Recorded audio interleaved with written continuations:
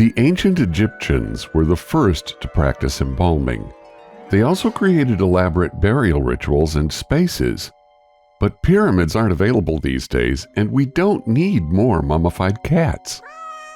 Keep watching to decide how you'd like to be buried. Would you like to nourish wildlife? In Tibet and Bhutan, bodies are left outside to decompose. Birds and other animals are invited to consume them. In India's Zoroastrian tradition, vultures are similarly encouraged to eat bodies placed atop roofs. In the last decade, however, birds of prey have grown scarce. Now, solar concentrators do their job, removing the flesh so the bones can drop into a pit. Would you like to be embalmed or cremated? The American funerary industry developed in earnest about the time of the Civil War, when many soldiers died far from home.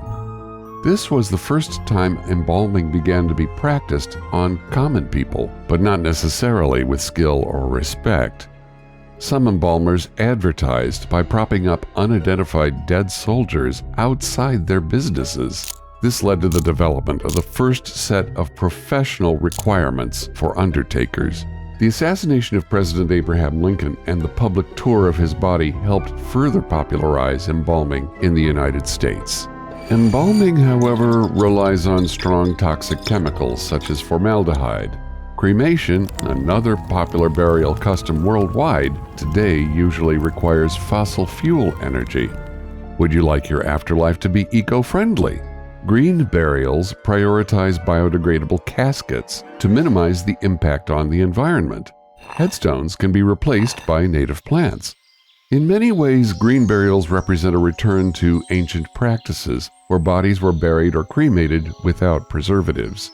Native American, Muslim, and Jewish communities have buried their dead in this way for centuries. Another alternative is human composting. The body is placed in a container with compostable materials for about 2 months to be turned into soil. The deceased's loved ones can use the soil in a memorial garden, or the soil can be donated to natural areas. What about burial at sea? Many Scandinavian countries used to rely on water for burials, floating the dead away on rafts. In a few instances, entire ships were used as caskets and buried. For a modern water burial, companies introduced biodegradable floating urns, or urns made from ice. The urns are dropped into the water to release their ashes, then degrade or melt.